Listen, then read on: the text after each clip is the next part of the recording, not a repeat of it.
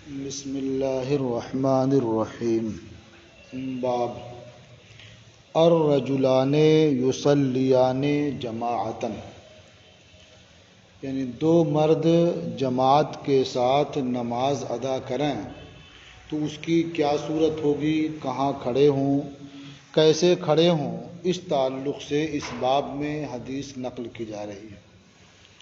تو آپ کو یہ مسئلہ معلوم ہوگا کہ اگر دو آدمی جماعت کے ساتھ نماز پڑھنا چاہیں تو جو مقتدی ہوگا وہ امام کے داہنی جانب کھڑا ہوگا، اور جو امام ہوگا وہ اپنے مقتدی کے بائیں طرف ہوگا، اور اگر اسی درمیان کوئی تیسرا آدمی بھی آ جائے تو جو مقتدی ہے وہ پیچھے آ جائے اور تیسرا آدمی جو آیا ہے اس کے ساتھ مل کر کے صف بندی کر لیں، اور اس طرح سے نماز پوری کریں گے۔ پہلے زمانے میں عورتیں بھی مسجد میں جاتی تھیں یا جماعت میں شامل ہوتی تھیں تو ان کے لیے حکم یہ تھا کہ مردوں سے پیچھے ان کی جماعت ہو، ان کی صف ہو۔ تو اگر کوئی خاتون بھی ہیں تو وہ صف بندی میں کہاں ہوں گی؟ مردوں کی صف پہلے ہوگی، بچے اگر ہیں تو ان کے بعد بچوں کی صف ہوگی، اور خواتین ہیں تو بچوں کے پیچھے ان کی صف ہوگی۔ اخبرنا مالک حدثنا الزہری عن عبید اللہ ابن عبد اللہ ابن عتبہ عن ابیہ، ہمیں خبر دی مالک نے، ہم سے حدیث بیان کی زہری نے، وہ عبید اللہ ابن عبد اللہ ابن عتبہ سے روایت کرتے ہیں، وہ اپنے والد سے، یعنی عبید اللہ اپنے والد عبداللہ ابن عتبہ سے روایت کرتے ہیں۔ قال دخلت علی عمر بن الخطاب بالحاجرہ، انہوں نے فرمایا کہ میں دوپہر کے وقت حضرت عمر ابن خطاب کے پاس گیا۔ دوپہر وقت کے وقت سے مراد خاص وہ وقت کراہت نہیں ہے، بلکہ زوال سے پہلے کا وقت ہے، یعنی وقت کراہت شروع ہونے سے پہلے کا، یا یہ کہ آفتاب ڈھل جانے کے بعد جب ظہر کا وقت شروع ہو جاتا ہے وہ وقت مراد ہے۔ فوجدتہ یسبح، فرماتے ہیں تو میں نے انہیں نفل نماز پڑھتے ہوئے پایا۔ فقمت وراءہ، تو میں ان کے پیچھے کھڑا ہو گیا۔ فقربنی فجعلنی بحذائہ عن یمینہ، تو انہوں نے مجھے اپنے سے قریب کر لیا اور مجھے اپنے مقابل اپنی داہنی جانب کر لیا۔ فلما جاء یرفع تأخرت، یرفع یہ بھی نام ہے، تو جب یرفع آئے تو میں پیچھے ہٹ گیا۔ فصففنا وراءہ، تو ہم دونوں نے حضرت عمر ابن خطاب کے پیچھے صف بندی کی، صف لگا لی۔ تو دونوں مسئلہ معلوم ہو گیا نا کہ دو آدمی اگر ہیں تو مقتدی جو ہوگا وہ امام کے داہنی جانب کھڑا ہوگا، اور اگر درمیان میں کوئی اور آ گیا تو وہ جو مقتدی ہے اسے وہ پیچھے آ جائے گا اور بعد میں آنے والے کے ساتھ ایک صف لگ جائے گی امام صاحب کے پیچھے۔ اس سے یہ بھی معلوم ہوا کہ نفل نماز بھی با جماعت ادا کی جا سکتی ہے، بس یہ ہے کہ نفل نماز کے لیے تداعی نہیں ہونی چاہیے، یعنی ایسا نہ ہو کہ ایک دوسرے کو بلا کر کے اس کے لیے جمع کیا جائے اور مقرر وقت پر پھر نفل کی نماز ادا کی جائے، یہ ناپسندیدہ ہے۔ اتفاق سے آپ پڑھ رہے تھے، کوئی اور آ گیا، اب دو لوگ مل کے پڑھ لیں، دو چار آدمی اور آ گئے اکٹھا مل کے پڑھ لیا تو کوئی بات نہیں، پڑھ سکتے ہیں۔ جیسے یہ نماز پڑھ رہے تھے نفل کی، وہ آئے شامل ہو گئے، ان کے غلام آئے یرفع جو ان کی پہرہ داری کیا کرتے تھے وہ بھی شامل ہو گئے، تنہا تھے صف میں داہنی ان کے بغل میں کھڑے تھے، اور ایک صاحب اور آ گئے، دو آدمی پیچھے ہو گئے۔ اخبرنا مالک اخبرنا نافع، ہمیں خبر دی مالک نے، ہمیں خبر دی نافع نے، انہ قام عن یسار عن یسار ابن عمر فی صلاتہ، حضرت نافع کہتے ہیں کہ وہ حضرت عبداللہ ابن عمر کی بائیں جانب نماز میں کھڑے ہوئے، یعنی یہ تھے اور وہ تھے تو یہ بائیں طرف کھڑے ہو گئے۔ فجعلنی عن یمینہ، تو انہوں نے یعنی حضرت عبداللہ ابن عمر نے مجھے اپنی داہنی جانب کر لیا۔ تو یہ بھی اس بات کو واضح کرتا ہے کہ اگر دو آدمی ہوں اور جماعت کرنی چاہیں تو مقتدی جو ہوگا وہ امام کے داہنی طرف۔ اخبرنا مالک حدثنا اسحاق بن عبداللہ ابن ابی طلحہ، ہمیں خبر دی مالک نے، ہم سے حدیث بیان کی اسحاق ابن عبداللہ ابن ابو طلحہ نے، ان انس ابن مالک، وہ روایت کرتے ہیں حضرت انس ابن مالک سے، انا جدتہ دعت رسول اللہ صلی اللہ علیہ وسلم لطعام، کہ ان کی دادی نے اللہ کے رسول صلی اللہ تعالی علیہ وسلم کو کھانے کے لیے بلایا، کھانے کی دعوت دی۔ سرکار تشریف لائے، فَأَكَلَ ثُمَّ قَالَ قُومُوا فَلْنُصَلِّ بِكُمْ، حضور نے کھانا تناول فرمایا، پھر ارشاد فرمایا اٹھو ہم تمہیں نماز پڑھاتے ہیں، فَلْنُصَلِّ بِكُمْ، ہم تمہیں نماز پڑھاتے ہیں۔ قال انس فقمت الى حصیر لنا، حضرت انس نے فرمایا تو میں نے اپنی ایک چٹائی کا ارادہ کیا۔ حصیر کہتے ہیں چٹائی کو، حصیر کا اطلاق بوریے پر بھی ہو جاتا ہے جو بچھا کر کے لوگ لیٹتے بیٹھتے ہیں۔ تو میں نے اپنی ایک چٹائی کا ارادہ کیا، قد اسود من طول ما لبسا، جو سیاہ ہو چکی تھی زیادہ استعمال کی وجہ سے۔ فَنَضَحْتُهُ بِمَاءٍ، تو میں نے اسے پانی سے دھلا، میں نے اس چٹائی پر پانی بہایا۔ فَقَامَ عَلَيْهِ رسول اللہ صلی اللہ علیہ وسلم، تو اللہ کے رسول صلی اللہ تعالی علیہ وسلم اس پر کھڑے ہوئے۔ قال فصففت انا والیتیم وراءہ والعجوز وراءنا، فرمایا تو میں اور ایک یتیم دونوں نے ان حضور کے پیچھے صف بندی کی، اور بوڑھی خاتون ہمارے پیچھے کھڑی ہوئی۔ فصلی بنا رکعتین ثم انصرف، تو حضور نے ہمیں 2 رکعت نماز پڑھائی، پھر اپنے گھر واپس تشریف لے گئے، یا پھر نماز سے فارغ ہوئے۔ وہ اس سے کئی باتیں معلوم ہیں۔ ایک تو یہ ہے کہ عورت بھی ہو اور مرد بھی ہوں تو صف کس طرح سے لگائی جائے، یہ معلوم ہو گیا۔ دوسرے یہ بھی معلوم ہوا کہ آدمی اگر کسی کے یہاں دعوت میں جائے تو جہاں بھی دعوت کھائے ان کے حق میں اسے دعائے خیر کرنی چاہیے، اس کے گھر پہ کچھ اوراد و وظائف کرنا چاہیے تاکہ اس کی برکتیں صاحب خانہ کو حاصل ہوں۔ تو حضور نے کھانے سے فارغ ہونے کے بعد نماز پڑھائی، بلا شبہ یہ نفل نماز رہی ہوگی، سمجھ رہے ہیں نا؟ تو نماز پڑھائی تو اس کی برکتیں اہل خانہ کو حاصل ہوں گی۔ اور اگر واقعی یہ نفل نماز تھی، اس رات تو اس کی ہے نہیں، تو اگر واقعی یہ نفل نماز تھی تو اس سے یہ بھی معلوم ہوا کہ نفل نماز جماعت کے ساتھ پڑھنے میں کوئی حرج نہیں ہے۔ بس وہی چیز ہے کہ تداعی کے ساتھ نہ ہو، ایسا نہ ہو کہ روزانہ لوگوں کو خاص وقت پر بلایا جائے اور اس کی دعوت دی جائے اور جمع ہو کر کے پڑھی جائے۔ یہ گئے تھے اتفاق کا چلو نماز پڑھ لیتے ہیں، کھڑے ہوئے نماز ادا کر لی۔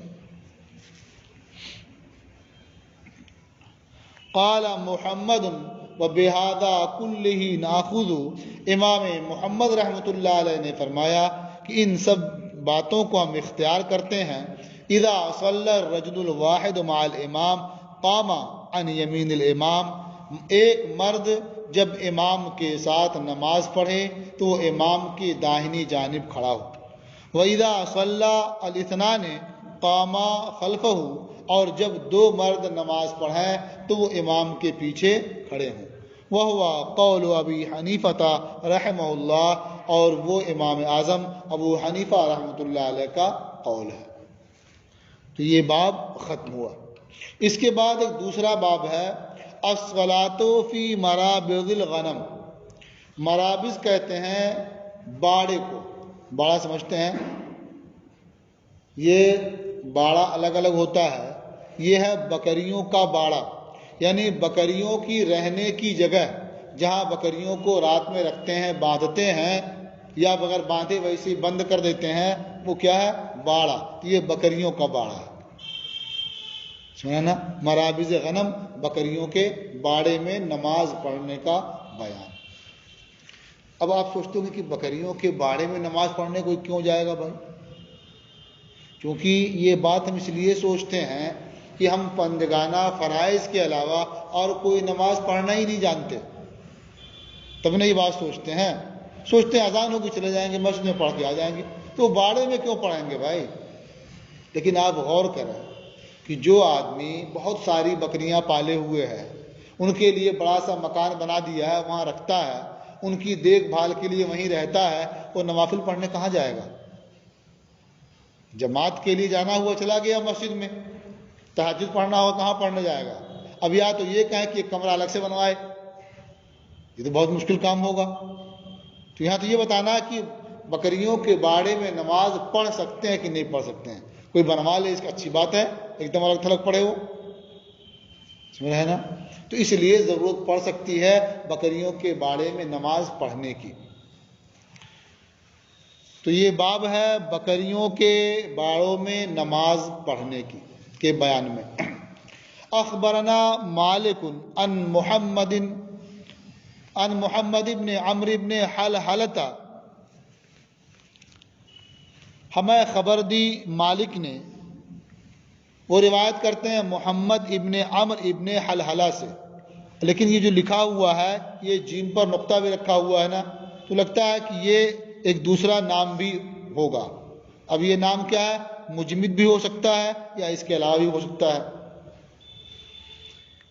تو وہ حلحلہ دولی، یعنی جو نام ہے محمد ابن عمرو ابن حلحلہ دولی یا مجمد ابن عمرو ابن حلحلہ دولی، اصل اس نام کی تحقیق ہونی چاہیے تھی، لیکن وہ توجہ نہیں ہوئی اس وقت ادھر، یہ اصل نام ہے کیا۔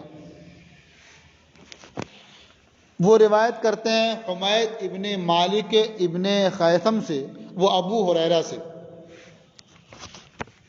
انہو قال احسن الی غنمک، انہوں نے فرمایا کہ اپنی بکریوں کے ساتھ اچھا سلوک کرو، احسان کرو ان پر، وَأَطِبْ مُرَاحَہَا، اور ان کے آرام کرنے کی جگہیں جو ہیں، یعنی ان کے باڑوں کی صفائی کرو، صاف ستھرا رکھو، وَأَطِبْ مُرَاحَہَا، اور ان کے باڑے کو صاف ستھرا رکھو، وَصَلِّ فِي نَاحِيَتِهَا، اور اس کے کسی گوشے میں نماز ادا کرو، نماز پڑھنا ہو، نوافل ادا کرنے ہو تو گوشے میں پڑھ لو۔ فَإِنَّهَا مِن دَوَابِّ الْجَنَّةِ، کیونکہ وہ جنت کے چوپایوں میں سے ہیں، جنتی جانوروں میں سے۔ دیکھیے اونٹ بھی بہت زیادہ ہوں تو اونٹ کے جہاں اونٹ رکھتے ہیں بہت زیادہ اونٹوں کو، وہاں نماز پڑھنے کا حکم نہیں دیا جائے گا، اس لیے کہ اونٹ جہاں ہیں وہاں آپ نماز پڑھیں گے تو اونٹ یا تو پاؤں سے مار سکتا ہے، اذیت پہنچ سکتا ہے، یا اونٹ کاٹ بھی لیتے ہیں، یہ تکلیف بھی ہو سکتی ہے، اور یہ سب نہ بھی ہو، وہ اگر کبھی دو آپس میں ٹکرائے اور آپ کے اوپر چلے گئے، وہی آپ کی اذیت کے لیے بہت ہوگا، تو ان سے بچنے کے لیے زیادہ توجہ دینی ہوگی آپ کو، برخلاف بکریوں کے۔ بکریاں بالکل سیدھی سادھی ہوتی ہیں، جو ان کے ساتھ رہتا ہے وہ کبھی انہیں نقصان نہیں پہنچاتی ہیں، بلکہ ان کے ساتھ مل کر کے بیٹھنے میں ان کو اچھا لگتا ہے، سمجھ رہے ہیں نا؟ اور اگر وہ پاؤں چلائیں بھی تو ظاہر بات اونٹ کے مقابلے میں تو وزن بہت معمولی ہوگی، اور جو آیتن ہوتا بھی نہیں ہے، سمجھ رہے ہیں نا؟ تو یہ جانور بہت بھولے بھالے ہوتے ہیں، انسانوں سے بہت مانوس ہوتے ہیں، انسانوں سے دور یہ رہ نہیں پاتے ہیں، تو ان کے بارے میں کہا گیا کہ جنتی جانوروں میں سے ہیں، جنت کے چوپایوں میں سے ہیں۔ قال محمد وبہذا ناخذ، امام محمد رحمۃ اللہ علیہ نے فرمایا کہ اسے ہم اختیار کرتے ہیں، لا باسا بالصلاۃ فی مراحل غنم، بکریوں کے باڑے میں نماز پڑھنے میں کوئی حرج نہیں ہے. یعنی یہ ضروری نہیں ہے کہ باڑے ہی میں نماز پڑھیں، لیکن اگر کوئی نماز پڑھتا ہے تو کوئی حرج نہیں ہے. آگے ایک کلمہ ہے وَإِنْ كَانَ فِيهِ أَبْوَالُهَا وَبَعْرُهَا، اگرچہ اس میں اس کے پیشاب اور اس کی میگنیوں کے نشانات و اثرات ہوں. ما اکلتا لحمها فلا باس ببولها، جس کا گوشت تم کھاتے ہو اس کے پیشاب میں کوئی حرج نہیں ہے. ایک مسئلہ آپ نے پڑھا ہوگا یا نہیں پڑھا تو بر وقت سن ہی لیں. امام محمد رحمۃ اللہ علیہ کے نزدیک معقول اللحم جانوروں کا پیشاب پاک ہے. سنا ہے نا؟ تو بکری کا گوشت کھایا جاتا ہے تو اس کا پیشاب پاک ہے.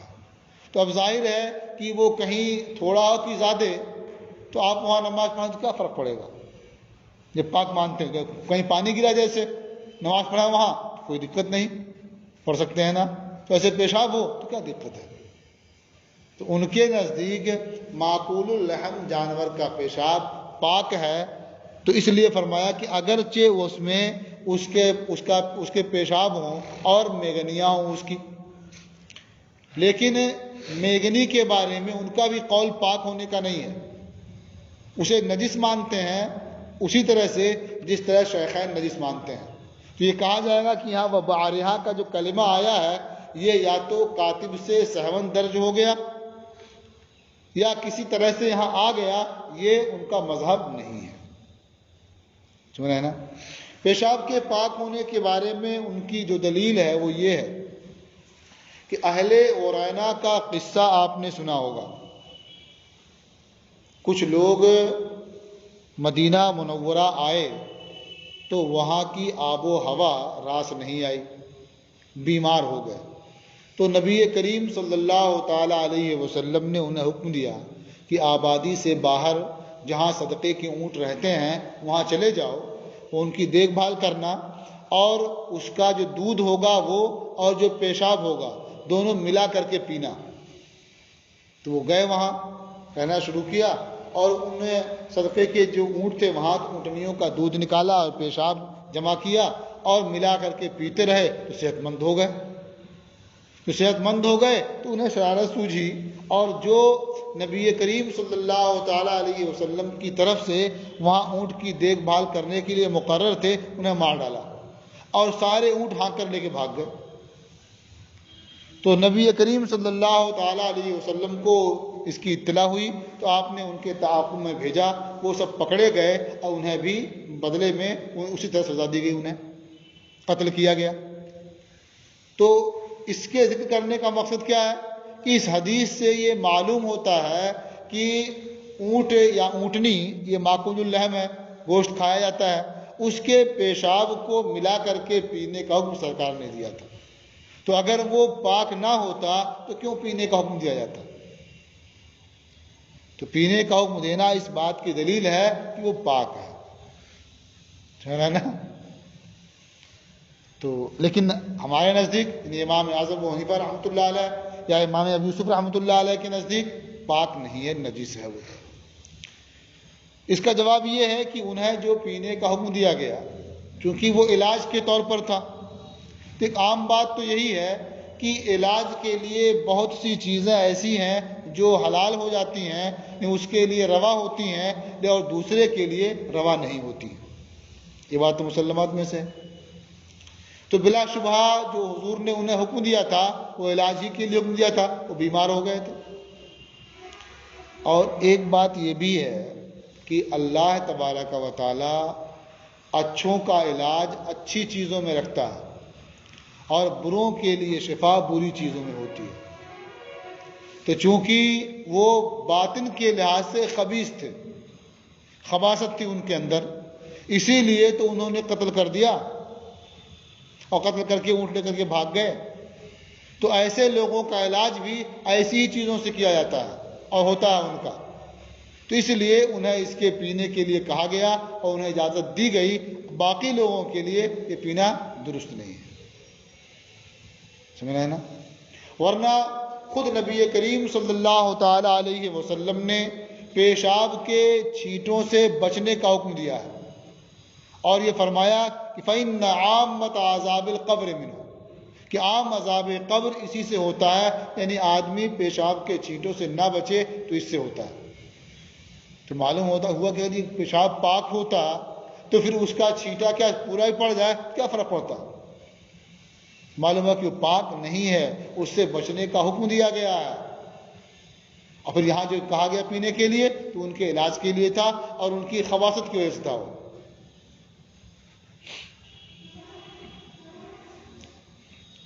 تو یہ باب بھی ختم ہوا۔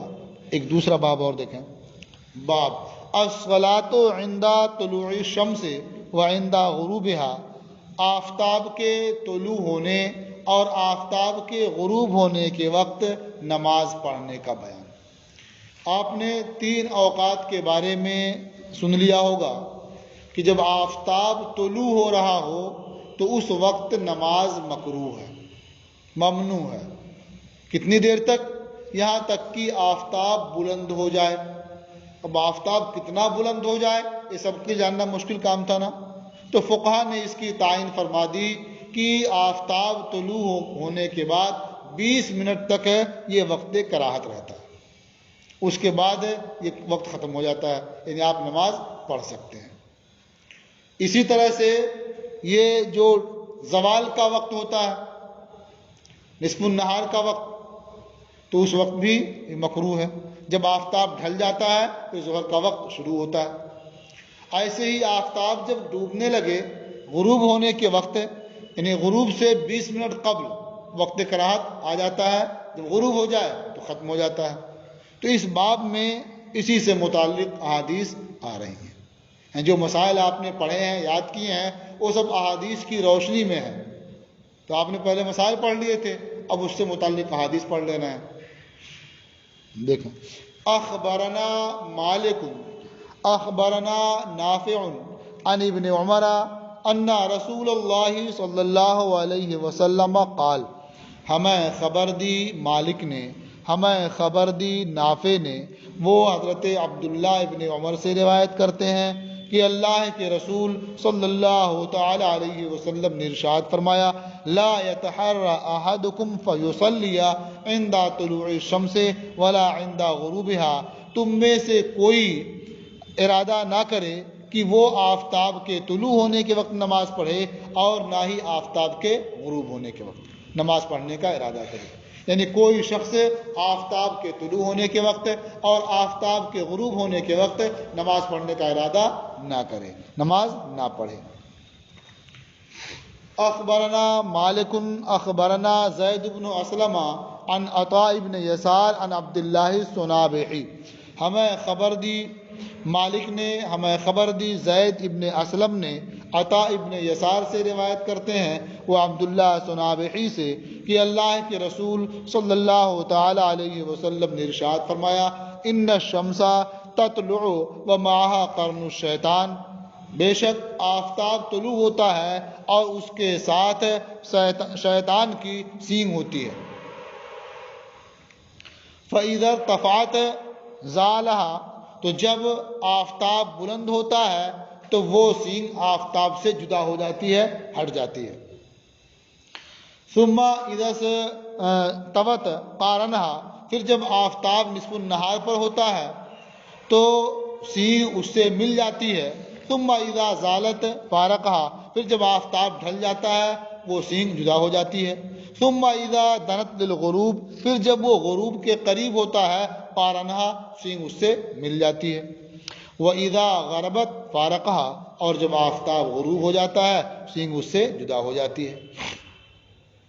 قال، اور حضرت عطاء ابن یسار نے، حضرت عبداللہ صنابحی نے فرمایا، وَنَهَا رسول اللہ صلی اللہ علیہ وسلم عن الصلاة فی تلک الساعات، اور اللہ کے رسول صلی اللہ تعالی علیہ وسلم نے ان اوقات میں نماز سے منع فرمایا ہے، روکا ہے۔ تو آپ دیکھیں پہلی حدیث میں 2 وقت کا ذکر تھا اور اس حدیث میں 3 وقت کا ذکر ہو گیا، تو معلوم ہوا کہ ان 3 اوقات میں نماز پڑھنے کا ارادہ نہیں کرنا چاہیے، نماز ادا نہیں کرنی چاہیے۔ اب رہ گیا یہ مسئلہ کہ آفتاب کے ساتھ شیطان کا سینگ طلوع ہوتا ہے، تو اس کا مطلب کیا ہوا؟ دیکھیے، یہ آفتاب جب طلوع ہوتا ہے تو بہت سے لوگ آفتاب کی عبادت کرتے ہیں، پوجا کرتے ہیں اس کی نا، تو اس وقت شیطان وہاں موجود ہوتا ہے۔ چونکہ وہ پوجا کیوں کرتے ہیں؟ شیطان کے بہکانے کی وجہ سے، تو وہ خوش ہوتا ہے کہ لوگ میری پوجا کر رہے ہیں، میری اطاعت کر رہے ہیں، میری بات مان رہے ہیں۔ سمجھ رہے ہیں نا؟ یہ صورت غروب کے وقت بھی ہوتی ہے، جو آپ طلوع کے وقت ہوتی ہے غروب کے وقت ہوتی ہے۔ اور رہی بات نصف النہار کی، تو یہ تو ایک محاورہ ہے۔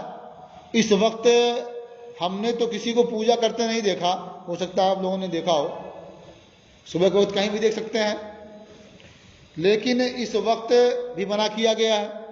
تو ظاہر ہے کہ شیطان ہی کا ملنا سبب بتایا گیا ہے، تو ممکن ہے کچھ قومیں ہوں ایسی جو اس وقت بھی عبادت کرتی ہوں، تو اس لیے نبی کریم صلی اللہ تعالیٰ علیہ وسلم نے ان اوقات میں نماز پڑھنے سے منع فرمایا۔ بلکہ ان اوقات میں قرآن کریم کی تلاوت کرنے سے بھی بعض نے منع کیا ہے۔ آدمی ویسے ہی بیٹھ کر کے وہ اوراد و وظائف کر سکتا ہے۔